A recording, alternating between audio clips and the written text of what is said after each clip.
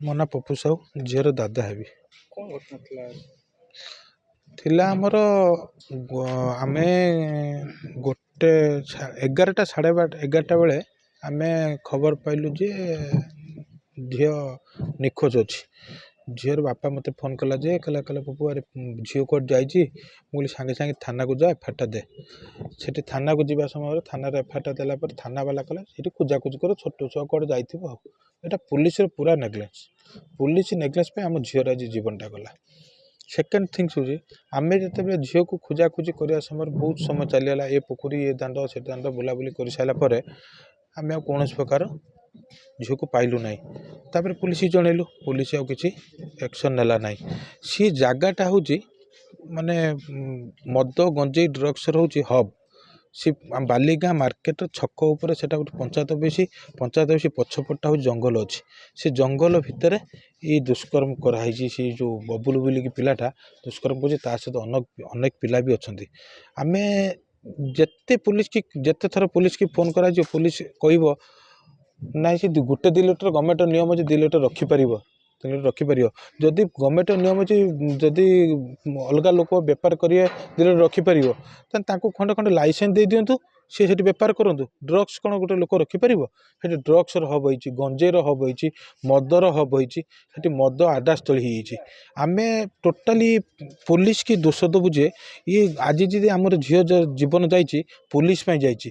ଆମେ ସରକାରକୁ ଅନୁରୋଧ କରୁଛୁ, ପୋଲିସକୁ ଅନୁରୋଧ କରୁଛୁ, ଯେତେ ଶୀଘ୍ର ଯେଉଁମାନେ ଆମ ଝିଅ ଯାଇଛି ଆମେ ବହୁତ ଦୁଃଖିତ ଅଛୁ, କିନ୍ତୁ ଏଭଳି ଆଉ କାହାର ଜୀବନ ନ ଯାଉ ପୋଲିସକୁ ଅନୁରୋଧ କରୁଛୁ। ସେ ଜାଗାଟାକୁ ଆମେ ଚାହୁଁଛୁ ତାକୁ ଫାଶୀ ଦିଆଯାଉ।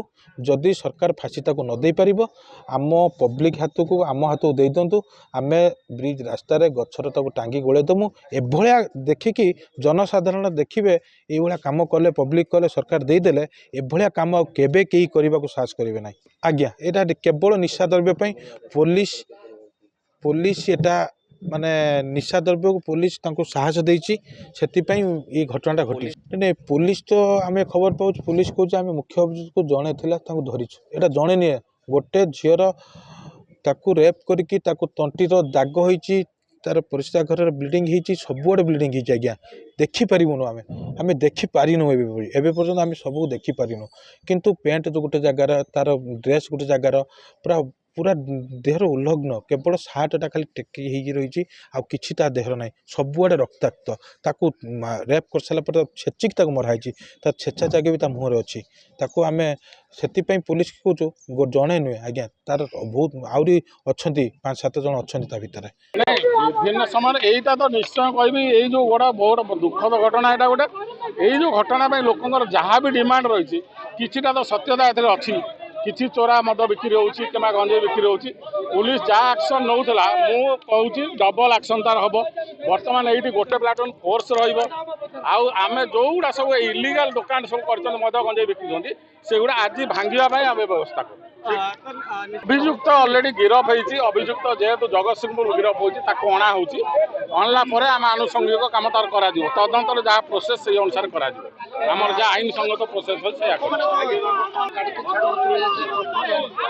ନାଇଁ ବର୍ତ୍ତମାନ ଲୋକଙ୍କର କିଛିଟା ଡିମାଣ୍ଡ ଥିଲା, ସେ ବି କିଛିଟା ଜେନ୍ୟୁଇନ୍ ଡିମାଣ୍ଡ, ଆମେ ତାଙ୍କ କଥା ବି ଶୁଣିବାକୁ ପଡ଼ିବ। ତେଣୁ ଆମେ ସେଇ ହିସାବରେ ଆମେ ବି ଦେଖୁଛୁ। ବର୍ତ୍ତମାନ ମାଇକିଂ ବି ହେଲାଣି। ଇଲିଗାଲ ଯେଉଁ ଦୋକାନ ଗୁଡ଼ା ରହିଛି, କେଉଁଠି ଚୋରା ମଦ କ'ଣ ବିକ୍ରି କରୁଛନ୍ତି, ତାକୁ ବି ଆମେ ସଫା କରୁଛୁ। ଗୋଟେ ଡ୍ରାଇଭ୍ 8 ଦିନ ଧରିକି ବି ଆମେ କରିବୁ, ଜଏଣ୍ଟ ଡ୍ରାଇଭ୍ କରିବୁ। ଟୋଟାଲ ମଦ ପାଇଁ ମୁଁ ପୁଲିସ ସେଇଠି ରଖୁଛି, ଫୁଲ୍ ଡ୍ରାଇଭ୍ ହେବ। ଏପଟେ ମଦ ଗଞ୍ଜେଇ ବନ୍ଦ। ମୁଁ ହେଉଛି ପ୍ରଶାନ୍ତ ମିଶ୍ର, ଝିଅର ନାଁ ହେଉଛି ସନ୍ଧ୍ୟାରାଣୀ ମିଶ୍ର। କିନ୍ତୁ ଯେତେବେଳେ ମୁଁ ଦିନ 11ଟା ଖଣ୍ଡେ ବେଳେ ତା ମାଉସୀ ଘର ଗାଡ଼ିକି ଫେରିକି ଆସିଥିଲା, ତା ମାଉସୀ କହିଲେ, କିନ୍ତୁ ଆମେ ଫୋନ୍ କରିଥିଲୁ 12:30 ଭିତରେ। ତା ମାଉସୀ କହିଲା ଯେ ଝିଅ ପଳେଇଲାଣି।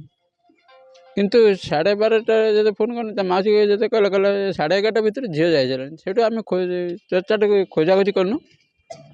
ଖୋଜାଖୋଜି କଲା ପରେ ସେଇଠୁ ଆମେ ଆଉ ଝିଅକୁ ପାଇଲୁ ନାହିଁ। ଯଦି ନ ପାଇଲୁ ସବୁ ମାନେ ତାପରେ ଚାନ୍ଦୋଲି ଥାନାକୁ ଯାଇଥିଲୁ। ସେମାନେ କହିଲେ ଯେ ତୁମେ ସନ୍ଧ୍ୟା 7ଟା ଯାଇକି 6:30 ଯାଏ ଅପେକ୍ଷା କର, ଅପେକ୍ଷା କରିକି ତାପରେ ଆପଣ ଆସିକି ଏଫଆଇଆର୍ ଇଏ କରିବେ। ସେଇଠୁ ଆମେ 6:30 ଭିତରେ ଗଲୁ। 6:13-15 ଭିତରେ ଆମେ ଯାଇଛୁ। ଯାଇକି ଏଫଆଇଆର୍ଟା ଖାଲି ନେଇକି ଯାଉଛୁ। ଆମର ଗୋଟେ ଘଣ୍ଟେଶ୍ୱର ଗୋଟେ ମା ମଙ୍ଗଳା ମା ଅଛନ୍ତି ଯେ ମୋର ମାଇଁ ବୋଲି ଗୋଟେ ଯେ ସିଏ ଯେ ଯାଇଥିଲେ ଠାକୁରଙ୍କ କତିକି ସିଏ ଯେତେବେଳେ ପଚାରିଛନ୍ତି ସେ ଠାକୁର କହିଲେ ଯେ ପଶ୍ଚିମ ଉତ୍ତର ସିଧାର ଦକ୍ଷିଣ ସିଧାରେ ପଡ଼ିଛି ତୁମେ ସେଇ ଜାଗାକୁ ତୁରନ୍ତରେ ଯାଅ। ସେ ପୋଖରୀ ପାଖରେ ପଡ଼ିଛି କିନ୍ତୁ ପୋଖରୀ ପଡ଼ିନି, ପୋଖରୀ ହୁଡ଼ା ଉପରେ ପଡ଼ିଛି। ସେଇଠୁ ଆମର ତା ମଉସା ତା ଜେଜେ ତା ମାମୁଁ ଏମାନେ ସବୁ ଦୌଡ଼ିକି ଆସିଲେ ସେ ଥାନାରୁ। ଆସିସାରିଲା ପରେ ଦେଖିଲା ହେଉଛି ଆଉ ଝିଅ ମୋର ନାହିଁ। କିନ୍ତୁ ତାକୁ ଯେତେ ଏଇଭଳିଆ ଯଦି ମୋ ଝିଅକୁ ଏଇଭଳିଆ ଧର ଦୁଷ୍କର୍ମ କରାଗଲା, ମୁଁ ସରକାରୀ କତିରେ କହୁଛି ଯଦି ଆଗ ଏଇଭଳିଆ ରିଲେସନ୍ରେ କି ଧର ଇଏ ହେବାକୁ ଯଦି କେଉଁ ମା ଭଉଣୀ ଯଦି ଛୁଆ ଯାଉଥିବେ ମାଆ ମାନେ ଯଦି ସ୍କୁଲ ଛୁଆମାନଙ୍କୁ ପଠାଇବେ ଏଭଳିଆ ଯଦି ଇଏ କରି ନେଇଯିବେ, ମୁଁ ସରକାରଙ୍କୁ ଅନୁରୋଧ କରୁଛି ମୋ ଛୁଆ ଯେମିତି କିନ୍ତୁ ମୁଁ ତାଙ୍କୁ ଚାହୁଁଛି ମୋର ଦଣ୍ଡ ଦରକାର ଯେ ଫାଶୀ ଦଣ୍ଡରେ ଦଣ୍ଡିତ କରାଯାଉ। ନା ନା ତା ସାଙ୍ଗରେ ମୋର ଏତେ ଇଏ ନାହିଁ, କିନ୍ତୁ ଯିଏ ଡାକିଦେବୁ କିନ୍ତୁ ସେ ଚାଲିଯାଏ। ତୁମେ ଚକୋଲେଟ୍ ଦେଲେ ସେ ଚକୋଲେଟ୍ ମିଶିକି କଥାବାର୍ତ୍ତା ହୁଏ କି ତା ସାଙ୍ଗେ ସବୁ ଛୁଆକୁ ସେମାନେ ତାକୁ ସେଠି ଗାଁ ସାରା ସମସ୍ତେ ଭଲ ପାଆନ୍ତି। କିନ୍ତୁ ମୁଁ ସରକାରୀ ଏଠି ନିର୍ବାଚ କରୁଛି ଯେମିତି ମୋ ଛୁଆର ହେଲା କିନ୍ତୁ ଅନ୍ୟ ଛୁଆଙ୍କର ଯେମିତି ନ ହେଉ। କିନ୍ତୁ ମୁଁ ଚାହୁଁଛି ତାକୁ ଫାଶୀ ଦଣ୍ଡରେ ଦଣ୍ଡିତ କରାଗଲା ପରେ ମୁଁ ଶାନ୍ତି। ମୋ ଝିଅ ଯେତେବେଳେ ପଳେଇ ଯାଇଛି ମୁଁ ଯେତେ କାନ୍ଦୁଛି କିନ୍ତୁ ସେମାନେ ତା ମାଆ ବାପ ସେଗୁଡ଼ା କାନ୍ଦୁଛୁ, ତା ସ୍ତ୍ରୀମାନେ ସେଗୁଡ଼ା କାନ୍ଦୁଛୁ। କିନ୍ତୁ ମୁଁ ଏତିକି କହୁଛି ସରକାରଙ୍କ ଅନୁମୋଦନ କରିକି କହୁଛି ତାକୁ ଫାଶୀ ଦଣ୍ଡରେ ଦଣ୍ଡିତ କରାଯାଉ। ଦେଖିଲା ପରେ ଆପଣ ନିଜେ ଅନୁଭବ କରିପାରୁଥିବେ ସେ କେତେ ମର୍ମାହତ। ଗୋଟେ ଛୋଟ ଛୁଆ 10 ବର୍ଷର ଏବଂ ଯେଉଁ ଛୁଆ ସ୍କୁଲରେ ପଢ଼ୁଛି ଏବଂ ଯଦି ସେ ସ୍କୁଲ ଝିଅକୁ ଏଇଭଳି ଭାବରେ ନିର୍ଯାତନା ଏବଂ ହତ୍ୟା କରାଯାଏ ତାହେଲେ ଓଡ଼ିଶାରେ ଗୋଟେ ସରକାର ଅଛି ବୋଲି କିଏ ଭାବିବ? ବିଶେଷ ଭାବରେ ମୋହନ ବାବୁ ଯିଏକି ମୁଖ୍ୟମନ୍ତ୍ରୀ ଏବଂ ତା ସହିତ ଘରୋଇ ମନ୍ତ୍ରୀ ଅଛନ୍ତି, ଏଇ 2 ବର୍ଷ ଭିତରେ ସୌମ୍ୟଶ୍ରୀଠୁ ଆରମ୍ଭ କରି ଆପଣ ଦେଖୁଥିବେ ଅନଡିଭାଇଡେଡ୍ ବାଲେଶ୍ୱର ଜିଲ୍ଲା ଏବଂ ଏପରିକି ଭଦ୍ରକ ଜିଲ୍ଲାରେ ମହିଳା ନିର୍ଯାତନା ଏବଂ ତା ସହିତ ନାରୀ ନିର୍ଯାତନା ଶିଶୁ ନିର୍ଯାତନା ବଢ଼ୁଥିଲେ ବି ସାହସ ହେଇନଥିଲା ଯେ ଗୋଟେ ଛୋଟ ଛୁଆକୁ ନିର୍ଯାତନା ଦେଇକି ହତ୍ୟା କରିବା। ଇଏ ଜମା ବିଶ୍ୱାସ ଯୋଗ୍ୟ ବାହାରେ। ପୁଣି ବାଲିଗାଁ ଭଳି ଗାଁରେ ପଞ୍ଚାୟତରେ ପୁଣି ପଞ୍ଚାୟତ ଅଫିସରେ ଯଦି ଏଭଳି ଘଟଣା ଘଟେ ତାହେଲେ କେବେ କିଏ ଭାବିବ ଯେ ଓଡ଼ିଶାରେ ଗୋଟେ ସରକାର ଅଛି, ଶାସନ ଅଛି? କେହି ନ ଭାବନ୍ତୁ ଏଇଟା ଆମେ ବିରୋଧୀ ଦଳ ହିସାବରେ ଏଇଟା କହୁଛୁ, ସୀମା ଟପିଗଲାଣି। ବର୍ତ୍ତମାନ ବାପା ମା ମାନେ ଆଉ ଛୁଆକୁ ସ୍କୁଲ ପଠାଇବାକୁ ବି ଚାହୁଁନାହାନ୍ତି, ଭୟଭୀତ ହେଉଛନ୍ତି। ତାଙ୍କ ସାଙ୍ଗରେ ନେଇକି ଯିବେ, ସାଙ୍ଗରେ ଆଣିବେ, ଏଇଟା ବି ସମ୍ଭବ ନୁହେଁ, ମାନେ ଗରିବ ଲୋକ। ତେଣୁ ଯେଉଁମାନେ ଏଇଭଳି କାର୍ଯ୍ୟ କରୁଛନ୍ତି ତାଙ୍କ ଉପରେ ଯଦି ଦୃଢ଼ କାର୍ଯ୍ୟାନୁଷ୍ଠାନ ଗ୍ରହଣ କରାଯାଉଥାନ୍ତା ତାହେଲେ ସେ ଆଜି ସାହସ କରନ୍ତେ ନେଇ ଅନ୍ୟମାନେ ଏଭଳି କାର୍ଯ୍ୟ କରିବାକୁ। କିନ୍ତୁ ନିଶ୍ଚିତ ଭାବରେ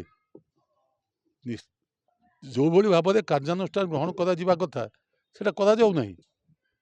କରାଯାଉଥିଲେ ଏଭଳି ହୁଅନ୍ତା ନାହିଁ। ଏବଂ ଯେଉଁମାନେ ଏଭଳି କରୁଛନ୍ତି ଗୋଟେ ଦୃଷ୍ଟାନ୍ତମୂଳକ ପଦକ୍ଷେପ ନିଆଯାଉ। ସେଥିପାଇଁ ମୁଁ ମଧ୍ୟ ଅନୁରୋଧ କରିଛି ଓକିଲ ବନ୍ଧୁମାନଙ୍କୁ ଯେ ସେମାନେ ଏଇଭଳି ଯେଉଁମାନେ ନିର୍ଯାତନା ଦେଉଛନ୍ତି, ହତ୍ୟା କରୁଛନ୍ତି ଶିଶୁମାନଙ୍କୁ, ତାଙ୍କର କେସ୍ ଗୁଡ଼ିକ ନ ନିଅନ୍ତୁ ଏବଂ ଆଇନର ମଧ୍ୟ ଦରକାର ପଡ଼ିଲେ ପରିବର୍ତ୍ତନ କରାଯାଉ। ସମ୍ବିଧାନ ସଂଶୋଧନ ହେଲାଣି, ତେଣୁ ଯେଉଁମାନେ ଶିଶୁ ହତ୍ୟା କରୁଛନ୍ତି, ଶିଶୁ ନିର୍ଯାତନା ଦେଉଛନ୍ତି, ସେମାନଙ୍କୁ ଫାଶୀ ଦେବାର ବ୍ୟବସ୍ଥା କରାଯାଉ, ଆଉ କିଛି ତାର ଟ୍ରାଏଲର ବ୍ୟବସ୍ଥା ନ ରହୁ। ଆପଣ ଦେଖୁଥିବେ ଅନ୍ୟ ଦେଶରେ ଗୋଟେ ଚୋରି କଲା କ୍ଷଣି ତାଙ୍କୁ ମାନେ ଫାଶୀ ଦଣ୍ଡ ହେଇଯାଉଛି, କିନ୍ତୁ ଏଠି ଗୋଟେ ନିର୍ଯାତନା ସହିତ ହତ୍ୟା ଶିଶୁ ଯାହାର ଭବିଷ୍ୟତ ଅଛି। ତେଣୁ ଏଭଳି କାର୍ଯ୍ୟ ପୁଣି ଭଦ୍ରକ ଭଳିଆ ଜିଲ୍ଲାରେ ଚାନ୍ଦବାଳି ଭଳି ଅଞ୍ଚଳରେ ହେବା ଅତ୍ୟନ୍ତ ମାନେ ଅଗ୍ରହଣୀୟ। ଆମେ ଗୋଟେ ଆଦିବାସୀ ଅଞ୍ଚଳରେ କେଉଁଠି ପାହାଡ଼ ତଳେ କିଏ କ'ଣ କରିଦେଇଛି ଆମେ ତାକୁ ଭାବିବା ଯେ ସେ ଭୁଲରେ କିଏ କରିଦେଲା, କିଏ ଗୋଟେ ଜାଣିକି କରିଦେଲା, କିଏ ଜାଣିପାରିଲେନି। କିନ୍ତୁ ଏଠି ଯେଉଁ ଏଭଳି ଭାବରେ ଦିନରେ ଏଭଳି ଘଟଣା ଘଟୁଛି ତାହେଲେ ରାତି ହେଇଥିଲେ କ'ଣ ହେଇଥାନ୍ତା? ତ ତାହେଲେ ଏଠି ଯେଉଁମାନେ କରୁଛନ୍ତି ସେମାନେ ନିର୍ଭୟ ହେଇଗଲେଣି ଯେ ଆମ ଉପରେ କୌଣସି କାର୍ଯ୍ୟାନୁଷ୍ଠାନ ହେବ ନାହିଁ। ଦଣ୍ଡବିଧାନ ମାନେ ପୁରାପୁରି ସେମାନଙ୍କୁ ଫାଶୀ ଦେଇ ଦିଆଯିବା ଉଚିତ।